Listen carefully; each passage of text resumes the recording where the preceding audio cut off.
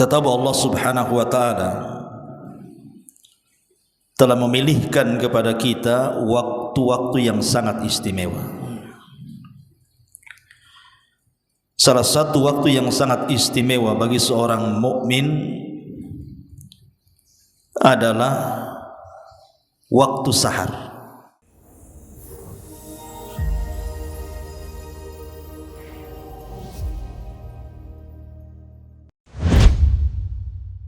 Alhamdulillah wassalatu wassalamu ala Rasulillah wa ala alihi wa sahbihi wa mawalah wa la hawla wa la quwata illa billahi wa ba'du.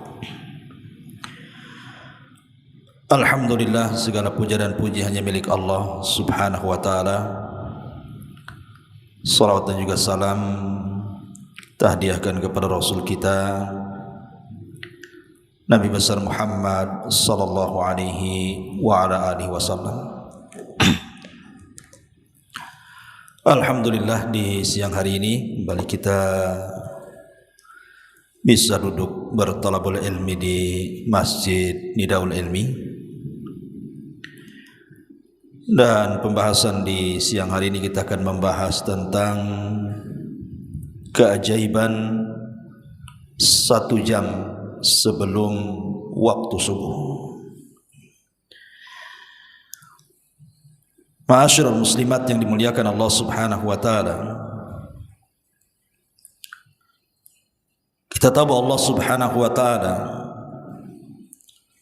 telah memilihkan kepada kita waktu-waktu yang sangat istimewa. Salah satu waktu yang sangat istimewa bagi seorang mukmin adalah waktu sahar, atau kita katakan waktu sebelum sholat fajar. Kenapa kemudian waktu ini sangat istimewa? Pertama, di waktu ini Allah Subhanahu wa taala menyelamatkan Nabi Allah Lut alaihi salatu wassalam. Sebagaimana Allah Subhanahu wa taala mengatakan, illa ala lutin najjaynahum bisahar, kecuali Lut dan juga putri-putrinya kami selamatkan mereka di waktu sahar. Sahar itu artinya waktu sebelum datang waktu fajar. Kemudian yang kedua, waktu ini adalah waktu di mana Allah Subhanahu wa taala turun dari langit menuju langit dunia. Jadi Allah Subhanahu wa taala turun ke langit dunia, kemudian Allah Subhanahu wa taala menebarkan keberkahannya. Sebagaimana hadis yang sangat ma'ruf, di mana Nabi sallallahu alaihi wasallam mengatakan, yanzilu rabbuna ila sama'id dunya fi kulli thuluthil lailil akhir wa dzalika kulla lailatin. Allah Subhanahu wa taala turun ke langit dunia, dan itu di sepertiga malam akhir. Kemudian Allah Subhanahu wa taala setiap malam ketika turun ke langit dunia pada sepertiga malam akhir itu, Allah katakan kepada hamba-hambanya, man yad'uni fa astajibala, siapa yang berdoa kepadaku kukabulkan doanya. Wa man yas'aluni fa utiya, siapa yang meminta sesuatu kepadaku, kata Allah, aku berikan permintaannya. Wa man yastaghfiruni, dan siapapun yang meminta ampun kepadaku, maka Allah Subhanahu wa taala akan ampuni dosa-dosanya. Artinya waktu sahar itu waktu Allah turun menemui hamba-hambanya. Kemudian yang ketiga, para nabi dan rasul mereka sangat memperhatikan waktu sahar ini. waktu sebelum subuh ini, dan mereka gunakan untuk berdoa beristighfar kepada Allah Subhanahu wa taala, sebagaimana diriwayatkan bahwa Nabi Allah Yaqub alaihi salatu wassalam apabila dia hendak mengucapkan istighfar, memintakan ampun untuk anak-anaknya, qama fi waqtis sahari yunaji rabbahu wa yad'u auladahu, maka dia akan bermunajat kepada Allah Subhanahu wa taala di waktu sahar, sebelum subuh, dan akan berdoa kebaikan untuk anak-anaknya, wa yu'amminuna du'aahu, dan mereka anak-anaknya ikut mengaminkan doanya Nabi Allah Yaqub alaihi salam. Ya, Nabi Yaqub kalau datang di sepertiga malam akhir sebelum fajar, dia bangunkan anak-anaknya, kemudian dikumpulkan anak-anaknya, maka dia pun kemudian istighfar, memintakan ampun akan dosa-dosanya, berdoa kebaikan kepada Allah Subhanahu wa taala, dan anak-anaknya mengaminkannya. Dan itu difirmankan oleh Allah Subhanahu wa taala, qala saufa astaghfiru lakum rabbi, maka Yaqub mengatakan, aku akan memintakan kepada kalian ampun kepada Rabbku. Sebagian ahli tafsir mengatakan maksudnya Yaqub berdoa untuk mereka anak-anaknya di waktu sahar, waktu sebelum subuh. Dan yang keempat, yang terakhir tentunya, waktu sebelum subuh itu adalah waktu yang sangat berharga bagi orang-orang yang bertakwa, karena waktu itu adalah waktu ikhlas. Kalau orang berdoa kepada Allah Subhanahu wa taala, istighfar kepada Allah Subhanahu wa taala, membaca Al-Quran ataupun salat atau ibadah-ibadah yang lain di waktu itu, maka akan lebih dekat keikhlasannya kepada Allah dibandingkan dilakukan di luar waktu selain waktu itu. Tentu hikmahnya, kenapa kemudian Allah Subhanahu wa taala pilihkan bagi orang-orang yang beriman, yang tahu tentang keistimewaan 1 jam sebelum subuh itu? Apa hikmahnya Allah pilihkan waktu itu? Pertama, karena orang yang melakukan ibadah di waktu itu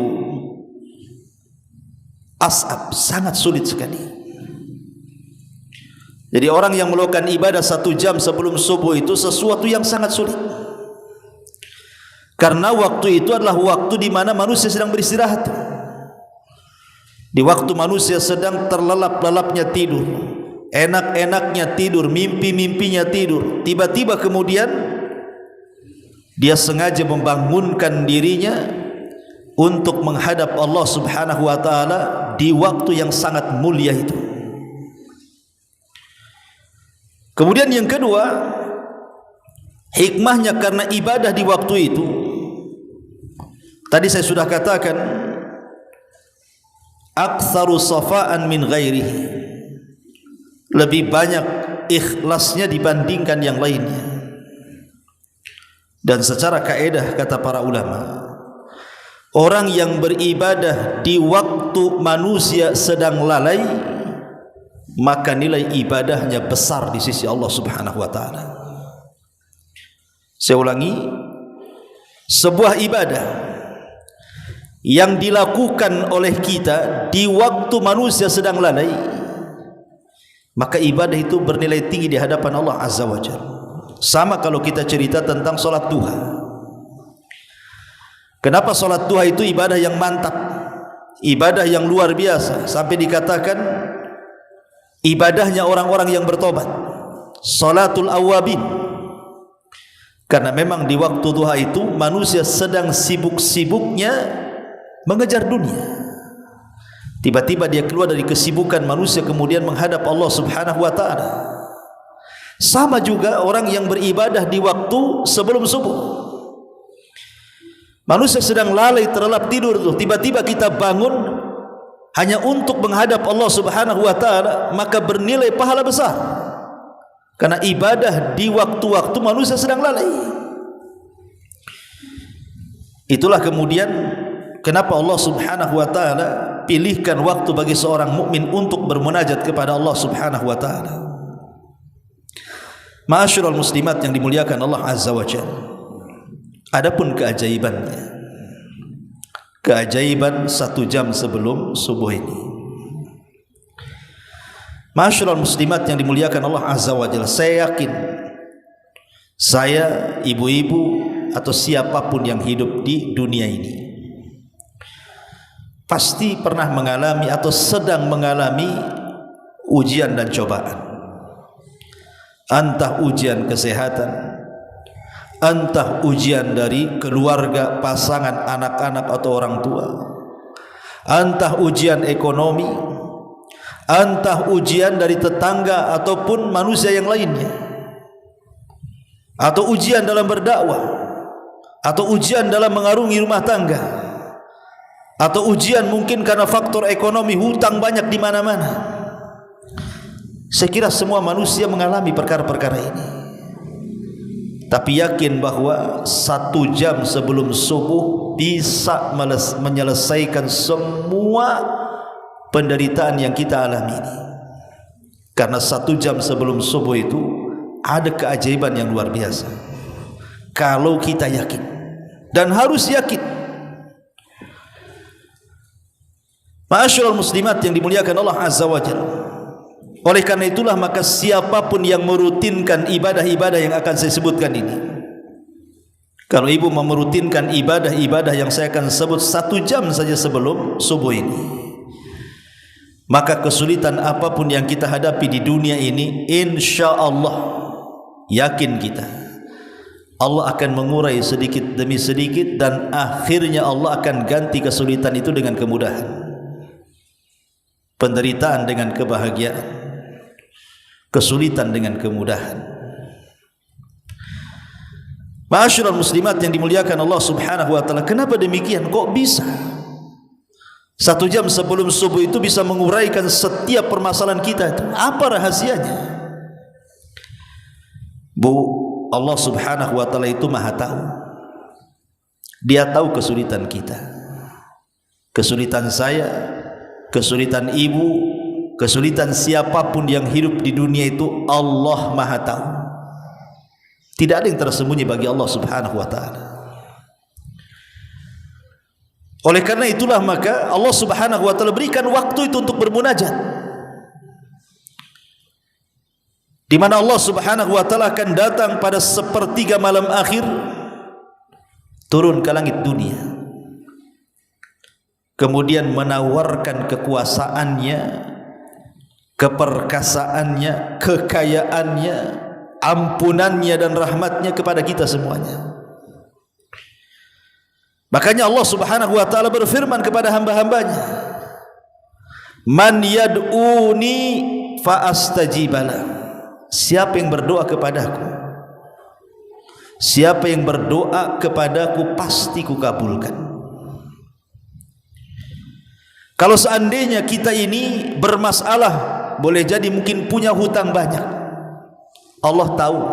Bukan Allah tidak tahu kita tak punya hutang atau kita punya hutang, Allah tahu. Minta di jam-jam segitu kepada Allah Subhanahu wa taala untuk dicarikan solusinya supaya hutang-hutangnya cepat dilunasi. Minta kepada Allah Azza wa Jalla. Allah itu zat maha kaya. Kalau kita minta kepada manusia belum tentu dikasih.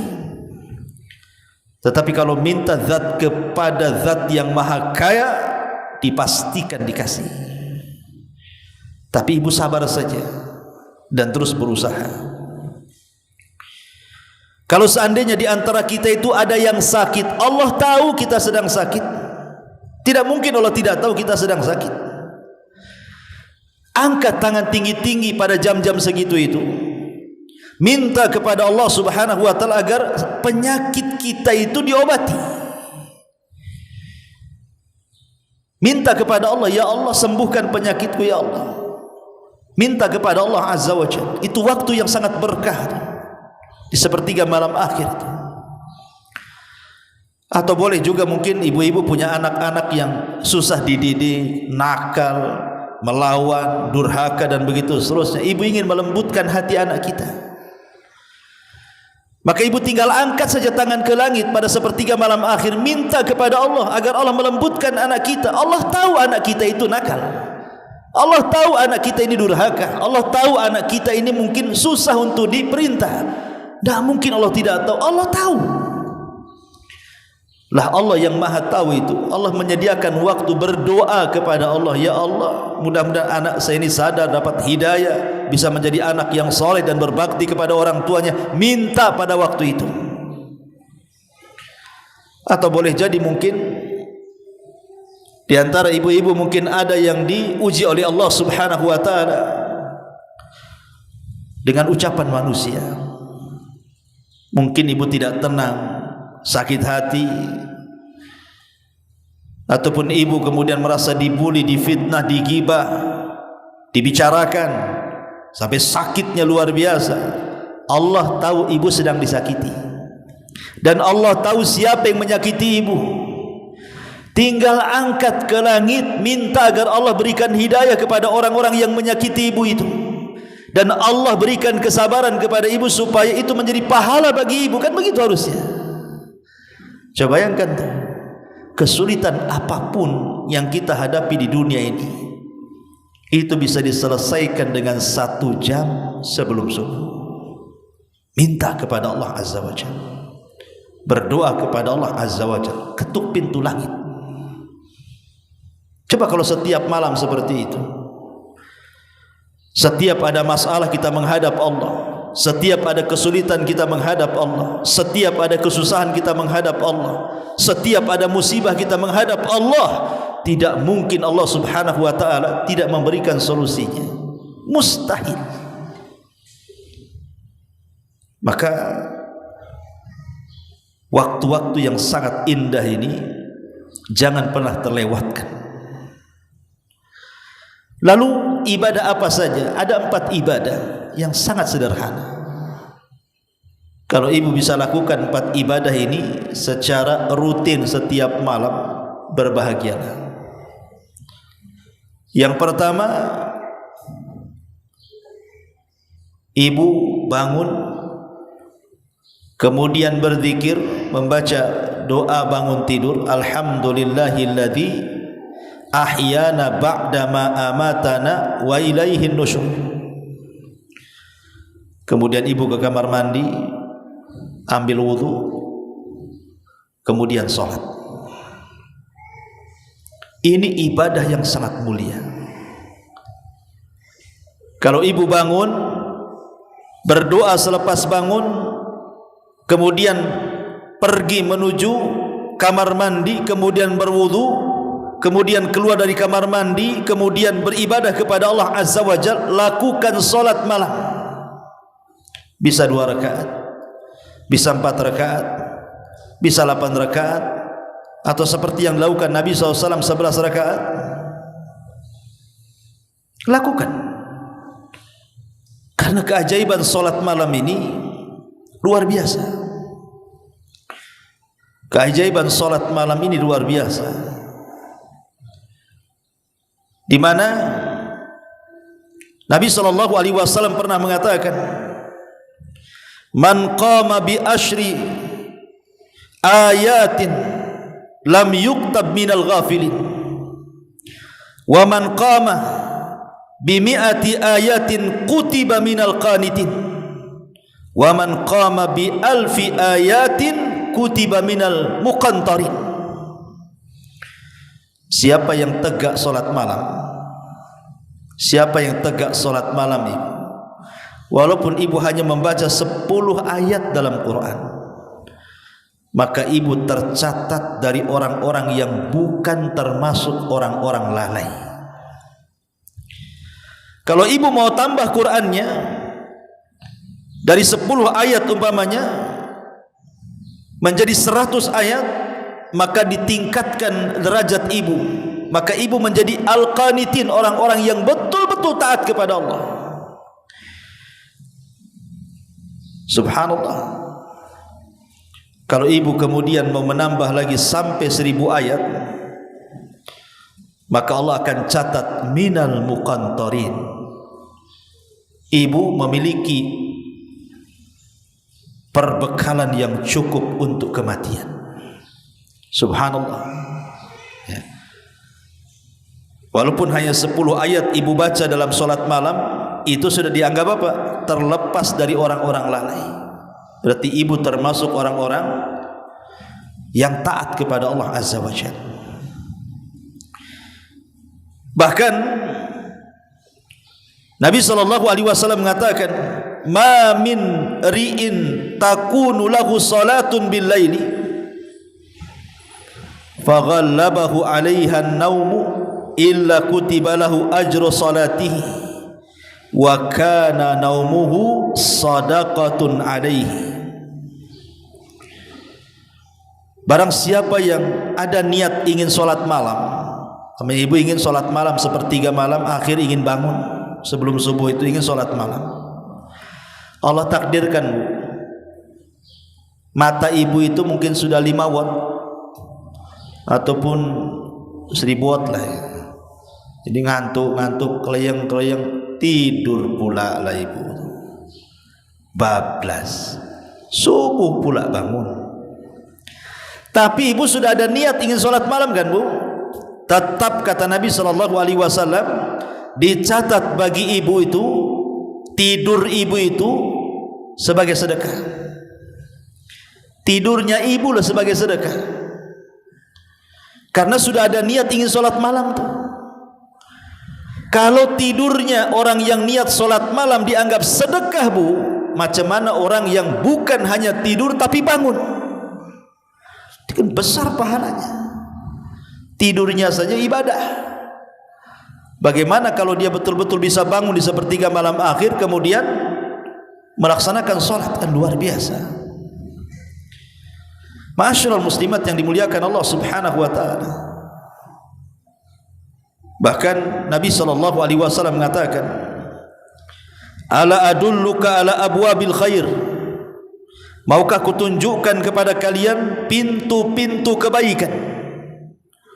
Kemudian Nabi SAW mengatakan, as-sawmu junnatun was-sadaqatu tudfi'ul khati'ata kama yudfi'ul ma'un nara wa salatur rajuli min jawfil laili. Kata Rasul, maukah kutunjukkan kepada kalian pintu-pintu kebaikan? Puasa adalah tameng. Sedekah bisa memadamkan atau menghilangkan kesalahan sebagaimana air bisa memadamkan api. Dan solat seseorang di malam hari atau di sepertiga malam akhir, maka itu telah membuka banyak pintu kebaikan. Kalimat pintu kebaikan ini macam-macam bu. Kebaikan dalam keluarganya, kebaikan dalam kesehatannya, kebaikan dalam urusannya, kebaikan dalam pekerjaannya, kebaikan dalam kehidupannya, hidupnya akan baik. Makanya saya katakan 1 jam sebelum sholat subuh ini ajaib luar biasa.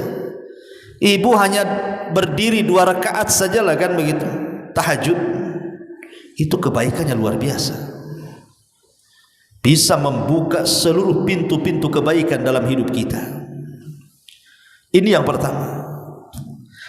Yang kedua, selepas ibu melaksanakan sholat malam, walaupun hanya 2 rakaat atau 4 rakaat atau 8 rakaat atau 11 rakaat ya, tergantung moodnya lah bu ya.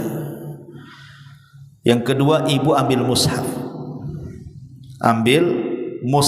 Al-Quran, baca Quran di situ. Tidak harus banyak. Kalau memang ibu lagi malas, bacalah seayat 2 ayat pun jadilah kan begitu. Apalagi mungkin bisa 1 lembar 2 lembar, apalagi sampai setengah juz atau 1 juz lebih bagus lagi. Karena barang siapa yang membaca Al-Quran di waktu itu, maka dia sedang membaca Quran dan sedang disaksikan oleh para malaikat. Sebagaimana hadis yang dikeluarkan Bukhari Muslim dari Abi Hurairah radhiyallahu anhu, Kata Abu Hurairah radhiyallahu anhu, aku mendengar Nabi sallallahu alaihi wasallam bersabda, tajtami'u malaikatul laili wa malaikatun nahar fi salatil fajr. Thumma yaqulu Abu Hurairah, faqra'u in syi'tum inna Qur'anal fajri kana mashhuda. Malaikat akan berkumpul, di mana malaikat malam dan siang akan berkumpul di waktu fajar. Dan kata Abu Hurairah radhiyallahu an, bacalah kalau kalian mau, sesungguhnya Al-Quran di waktu fajar itu disaksikan oleh para malaikat. Jadi kalau ibu mamanya ngambil mushaf habis sholat gitu ya, kemudian membaca seayat dua ayat, 5 atau 6 ayat, 1 lembar atau 2 lembar, kemudian selepas itu ibu tutup. Mulailah ibu angkat kedua tangan ke langit. Untuk apa? Berdoa. Karena Nabi SAW mengatakan, inna fil laili la sa'atun la yuwafiquha abdun muslimun yas'alullaha khairan min amri dunya wal akhirah illa atahu Allahu iya. Sesungguhnya di malam hari ada waktu yang apabila bertepatan seorang hamba muslim memohon kepada Allah kebaikan dalam urusan dunia maupun akhirat, pasti akan diberikan. Jadi pas ibu kemudian habis sholat, baca Quran, mengangkat kedua tangan ke langit, ingat Allah subhanahu wa ta'ala malu kalau ada orang yang mengangkat kedua tangan ke langit dan mengatakan ya Rabb, ya Rabb, tiba-tiba Allah biarkan kedua tangan itu kosong alias tidak diijabah. Malu Allah itu kalau sampai tidak memberikan akan permintaan kita di jam-jam seperti itu. Karena Rasul yang mengatakan innallaha hayyun karim, Allah itu zat yang maha pemalu lagi maha pemurah. Yastahi min abdihi, Allah malu dengan hambanya. Idza rafa'a yadayhi, apabila mengangkat kedua tangannya, kemudian dia berdoa kepada Allah azza wa jalla, thumma yarudda sifra, tiba-tiba kemudian tidak ada yang diberikan oleh Allah subhanahu wa ta'ala. Malu Allah. Karena Allah itu lam yarudda sifra, tidak mungkin Allah mengosongkan kedua tangan yang diangkat ke langit. Maka angkatlah kedua tangan ke langit, berdoa kepada Allah. Disitulah Allah katakan man yas'aluni fa'utiyah, siapapun yang meminta ku kabulkan doanya, ku kabulkan permintaannya. Minta apa saja, minta kepada Allah. Ma'asyiral muslimat yang dimuliakan Allah subhanahu wa ta'ala. Kemudian yang terakhir, setelah kita berdoa kepada Allah, meminta sesuatu hajat kita kepada Allah, apakah meminta kesembuhan, apakah meminta ekonomi, apakah meminta supaya hidupnya tenang, istiqomah, atau apalah namanya, selepas itu istighfar, minta ampun kepada Allah subhanahu wa ta'ala. Karena di jam-jam seperti itu Allah subhanahu wa ta'ala katakan man yastaghfiruni fa'aghfirullah, siapa yang beristighfar meminta ampun kepadaku maka pasti ku ampuni dosa-dosanya. Siapa di antara kita yang tidak berdosa? Istighfar itu meminta kepada Allah bukan hanya diampuni tapi ditutup dosa-dosa kita, ditutup aib-aib dosa kita. Karena kita ini kan tidak terlepas dari dosa, tetapi Allah itu rahim. Dosa kita terkadang ditutup, orang tidak tahu kita melakukan dosa. Coba bayangkan kalau seandainya dosa kita itu disingkap oleh Allah azza wa jalla, apa yang terjadi? Mau ditaruh di mana muka kita ini? Malu dengan orang. Tapi Allah itu rahim, Allah itu ghafur, Allah itu wadud. Allah subhanahu wa ta'ala tetap memberikan kesempatan ampunannya dan tetap menutup dosa-dosa kita. Dan faedah istighfar itu luar biasa. Sampai Nabi SAW dalam sehari itu minimal 70 sampai 100 kali istighfar. Padahal dia Nabi, Tidak mungkin dia punya dosa, tapi dia ingin mengajarkan pentingnya istighfar itu. Karena Nabi SAW yang mengatakan dalam hadis nabinya, man lazimal istighfar ja'alallahu lahu min kulli dhikin makhraja wa min kulli hamin faraja wa razaqahu min haitsu la yahtasib. Siapa yang melazimkan istighfar, maka Allah Subhanahu wa taala akan mengeluarkan dari setiap kesempitan jalan keluar, dari setiap kesedihan kebahagiaan, dan Allah akan berikan rizki dari arah yang tidak disangka-sangka. Lihat, ketika Allah Subhanahu wa taala berfirman pada sepertiga malam akhir setiap malam dan mengatakan man yastaghfiruni fa'aghfirlah, siapa yang meminta ampun kepadaku, ku ampuni dosa-dosanya. Hakikatnya 1 jam sebelum subuh itu adalah rahasia rizki manusia ada di situ tuh. Rahasia rizki manusia ada di situ. Karena Allah memberikan peluang siapapun yang meminta ampun akan diampuni dosanya. Dan orang yang beristighfar itu, kalau dia melazimkan setiap malam dia melakukannya, maka kesulitan ibu akan diurai, kesedihan ibu akan diganti dengan kebahagiaan. Bahkan Allah akan cukupkan rizki kita dari arah yang tidak disangka-sangka. Luar biasa ya. Hanya melakukan 4 ibadah ini saja: salat, baca Quran, berdoa, istighfar. Tapi lihat rahasianya, ajaib, luar biasa. Kesulitan sebanyak apapun yang kita hadapi bisa diselesaikan dengan 1 jam sebelum subuh. Tapi ibu harus yakin, harus percaya. Ibu bangun di jam-jam seperti itu betul-betul bangunnya karena Allah, bukan karena yang lainnya. Betul-betul karena Allah, karena mencari keridhaan Allah,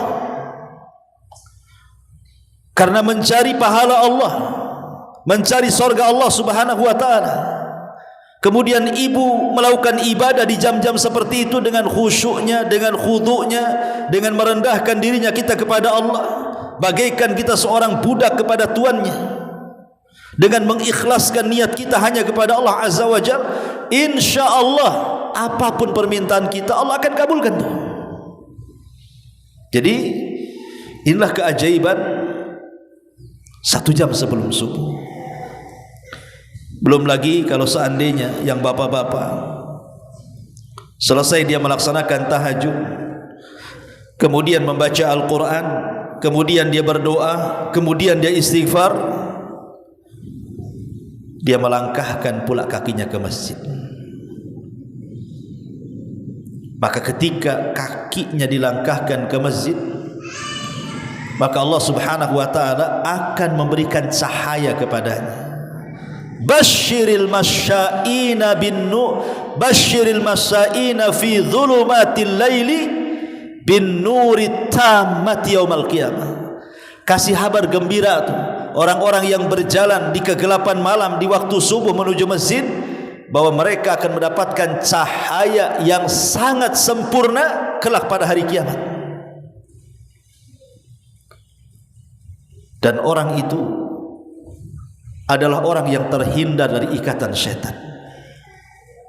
Karena Rasul yang mengatakan setiap malam itu syaitan akan mengikat tengkuk kita ini 3 ikatan. Kemudian akan membisikkan di telinga kita, tidur, jangan bangun lagi.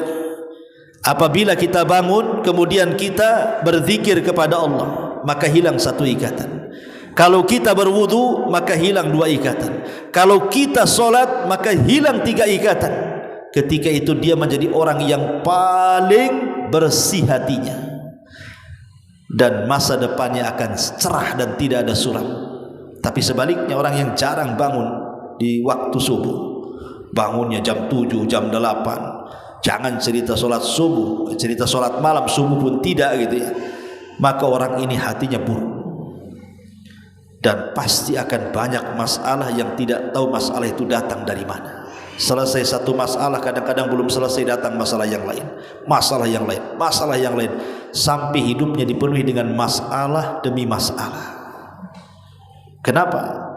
Karena dia tidak pernah menghubungkan hidupnya dengan Allah Subhanahu wa taala. Dia bangun sementara dia terbangun di atas laknat Allah Azza wa Jalla. Karena orang kalau terbangun kemudian jam 7 atau jam setengah 7 atau anggaplah jam 6 lah, kemudian dia tidak berzikir, tidak wudu, tidak sholat, langsung kemudian sibuk memikirkan pekerjaannya, hari pertama dia bangun saja sudah dilaknat. Kenapa? Karena dia meninggalkan kewajiban Allah Azza wa Jalla. Dia meninggalkan sholat subuh.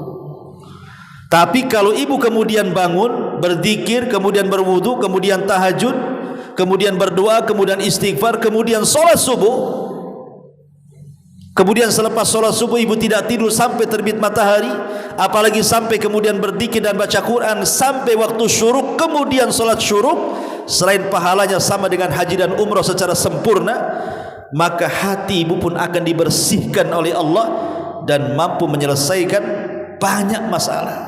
Tapi kalau sebaliknya, hatinya akan buruk dan akan banyak masalah yang menimpa dia.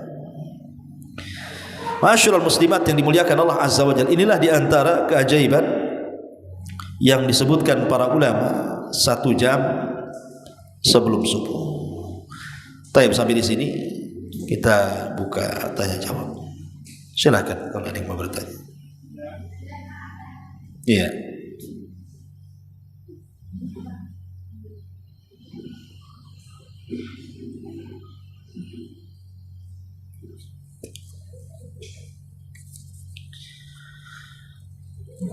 Ya, di sini ada soalan.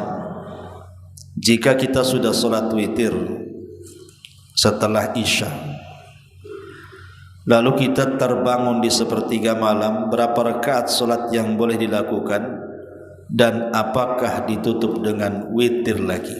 Iya, Nabi SAW mengatakan la witrani fil laili, tidak ada sholat witir 2 kali dalam satu malam. Witir itu cuma 1 kali. Ya Bu ya, witir itu cuma 1 kali. Berarti kalau ibu sudah witir selepas isya, kemudian Allah takdirkan di sepertiga malam ibu bangun, maka ibu cukup tahajud saja. Bisa 2 rakaat, bisa 4 rakaat, bisa 8 rakaat. Bahkan sebagian para ulama mengatakan sebanyak-banyaknya, asal 2 rakaat salam, 2 rakaat salam. Sebanyak-banyaknya Bu. Syaratnya 2 rakaat salam, 2 rakaat salam. Wallahu a'lam. Jadi tidak perlu diulang lagi witirnya Bu ya, karena sudah witir masalahnya. Afwan Ustaz, bagaimana caranya menghilangkan sifat dan kebiasaan berbohong? Dan apa akibatnya untuk diri kita jika kebiasaan tersebut tidak hilang dari diri kita, padahal ibadah dan amal baik senantiasa dilaksanakan rutin termasuk sholat malam? Ya, alhamdulillah. Nabi SAW mengatakan iyyakum wal kadhiba fa innal kadhiba yahdi ilal fujur wal fujur yahdi ilan nar. Wa ma yazalu ar-rajulu yakdzib wa yataharra fil kadhib hatta yuktaba indallahi kadzdzaba. Kata Nabi SAW, hati-hati kalian, jangan berdusta, karena dusta itu mengarahkan kepada al-fujur, keburukan, dan keburukan itu akan mengarah ke neraka. Dan ketika manusia terus-menerus berdusta, maka Allah Subhanahu wa taala akan menstempel dia bahwa dia adalah kadzab, pendusta. Masyaallah muslimat yang dimuliakan Allah Azza wa Jalla, meninggalkan kebiasaan berdusta ini, pertama berdoa kepada Allah agar kebiasaan buruk ini dihindarkan. Karena bagaimanapun yang membolak-balikan hati kita Allah. Minta kepada Allah agar hati kita ini dijernihkan. Sebab kalau hati jernih, lisannya ikut jernih. Kalau hatinya tidak jernih, lisannya pun tidak akan jernih. Karena kejernihan lisan dan perbuatan itu ditentukan dengan hati.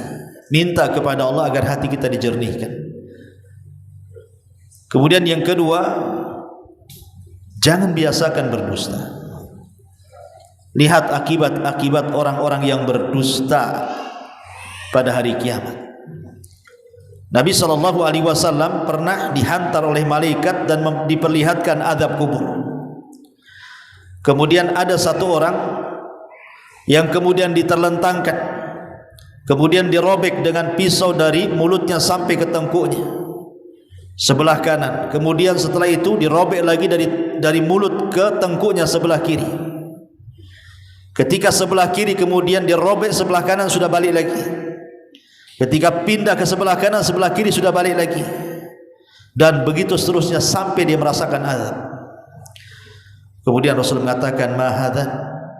Dosa apa orang ini kok kayak gini kali siksanya gitu ya. Maka Rasul Jibril mengatakan itu dosa orang yang biasa berdusta hatta balagal ufuq, sampai melambung ke ufuk. Orang yang suka berdusta. Maka sebagaimana berdusta itu sudah menjadi sebuah kebiasaan, maka biasakan untuk tidak berdusta. Dibalik kebiasaannya. Yang tadinya biasa berdusta akan coba balik. Kemudian juga jangan berkawan dengan orang-orang pendusta. Berkawan dengan orang-orang yang jujur. Makanya Allah mengatakan kunu ma'as-sadiqin. Berkawanlah kalian dengan orang-orang jujur supaya jadi jujur. Kalau berkawan dengan para pendusta jadi pendusta. Kemudian lihat akibat dosa lisan, afatul lisan. Bahwa satu dosa lisan itu bisa menjungkir balikan manusia ke neraka jahanam. Nabi mengatakan, "Innal 'abda la yatakallamu bil kalimati la yulqi laha balan yahwi sahibuha fi nari jahannam ab'ad ma bainal masyriqi wal maghrib." Terkadang satu hamba terpleset ngomongnya, akhirnya mengucapkan satu kalimat yang membuat Allah murka tanpa sadar diucapkan, tapi sudah memasukkan ia ke dalam jahanam, naudzubillah, sejauh atau lebih jauh dibandingkan jarak barat dan timur. Maka mintalah kepada Allah taufik agar lisan kita ini senantiasa menjadi lisan orang-orang yang jujur. Kemudian juga apakah salat tahajud dan salat istikharah bisa dilakukan pada waktu yang sama seperti puasa sunnah, niatnya untuk 2 puasa sunnah? Iya. Salat istikharah ini dilakukan apabila kita hendak memilih sesuatu perkara yang tidak bisa kita pilih, terpaksalah istikharah. Atau tidak mesti 2 perkara yang dipilih. Mungkin kita hendak melakukan sesuatu, maka kita istikharah. Pemain ibu mau pergi dalam rangka bisnis, dalam rangka apa gitu kan, istikharah dulu. Atau mau menikah, yang belum menikah kan gitu ya, maka istikharah dulu. Jadi waktu istikharah itu tidak ditentukan waktunya. Kapanpun bisa, umpamanya kita mau berangkat siang tapi ragu-ragu, sholat istikharah.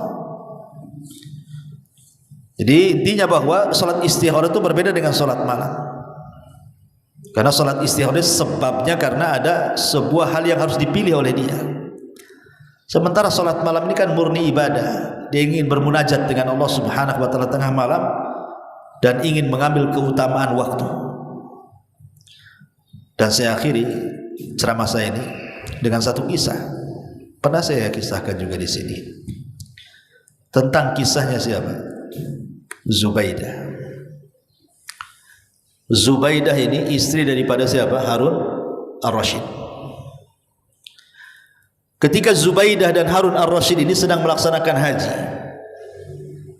dia melihat banyak jemaah haji itu yang kehausan. Sebagian mereka mati karena kehausan, lelah, letih.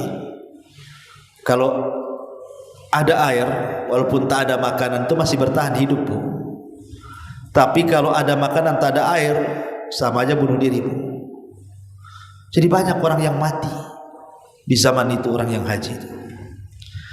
Akhirnya Zubaidah terpikir ingin menginfakkan semua hartanya membangun mata-mata air. Ma'ruf sekarang di Saudi itu disebut dengan Ainu Zubaidah, mata airnya Zubaidah.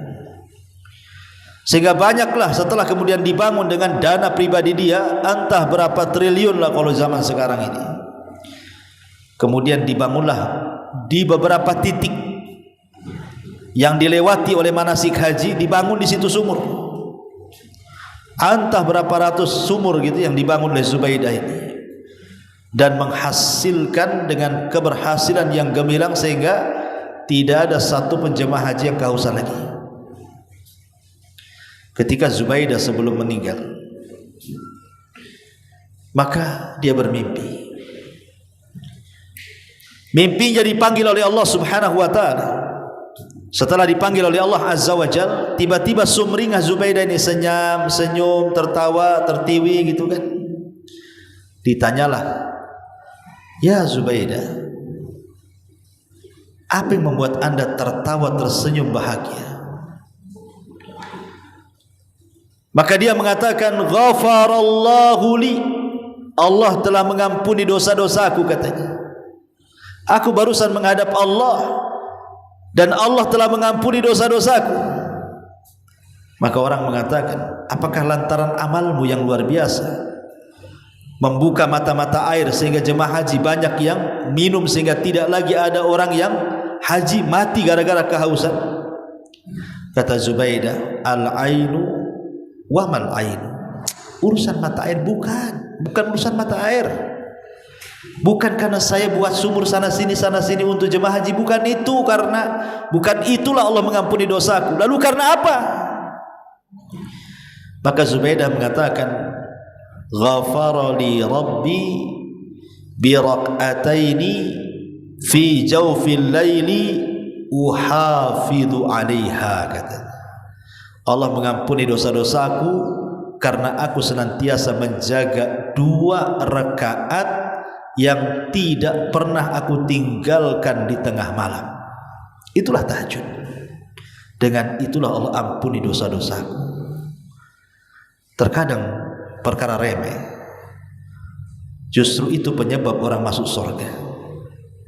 Karena Zubaidah diampuni dosanya bukan karena infak triliunan yang tidak bisa dilakukan kecuali orang kaya. Rupanya ibadah itu tidak mesti besar, sedikit tapi ikhlas.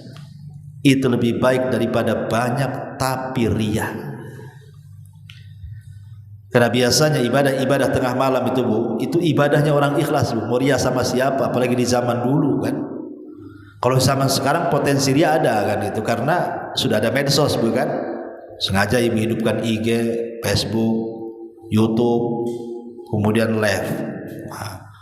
Ataupun walaupun tidak live secara langsung, nulis status bangun, soalnya dia mengatakan kayak aku loh bangun, cuman dia tulisnya bangun ini subuh. Maunya dia mengatakan seperti aku dia bangun, cuman tidak mengatakan seperti itu saja. Dia cuman tulis statusnya itu bangun kaum muslimin gitu ya. Ini sudah jam sekian. Ini hati-hati kalimat ini. Niatnya baik, mengingatkan orang untuk bangun. Iya kalau dia buka WA, kalau enggak ya. Makanya kenapa tengah malam itu ibadah yang sangat ikhlas. Hanya orang-orang yang ikhlaslah yang bisa bangun di tengah malam. Kalau orang enggak ikhlas enggak mungkin bangun di tengah malam. Saya jamin. Ya. Wallahu a'lam. Sekira cukup. Subhanallah bihamdika, asyhadu an la ilaha illa anta, astaghfiruka wa atubu ilaik. Allahu ta'ala. Assalamualaikum warahmatullahi wabarakatuh. Intinya bahwa tolong berakhlak kepada Allah. Membahas tafsir dari surah Al-Imran. Lahirlah Imam Muslim, Abi Dawud, Tirmidzi, Ibnu Hibban. Jadi ketika Yunus alaihi salatu wassalam terkena undian itu,